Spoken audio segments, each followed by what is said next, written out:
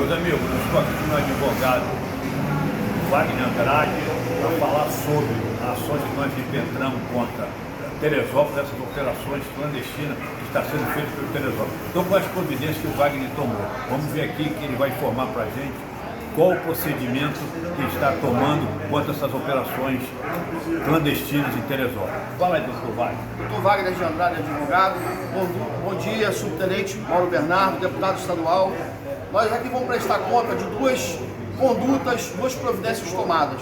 A primeira, a Prefeitura de Teresópolis e o 30º Batalhão de Polícia Militar estão sendo notificados sobre as suas operações ilícitas.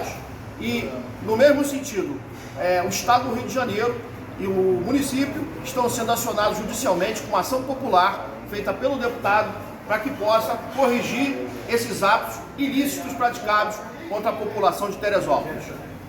E outra coisa, aproveitando o nosso amigo Wagner, nosso deputado, ele que faz essa parte de judiciária. Wagner, nós entramos com alguma petição para saber como anda o andamento da lei nossa, que temos uma lei e a Prolagos continua cobrando o fora da lei. Explica aí pra gente o que nós estamos fazendo. O terceiro vice-desembargador do Tribunal de Justiça foi oficiado para informar o motivo pelo qual suspendeu a nossa ação, nosso julgamento, e ficou de dar um prazo para que esse julgamento seja realizado. Nós estamos aguardando esse prazo há 2 semanas. O excelentíssimo desembargador da terceira vice-presidência do Tribunal de Justiça do Estado do Rio de Janeiro, ele vai informar o prazo e nós vamos prestar contas à população.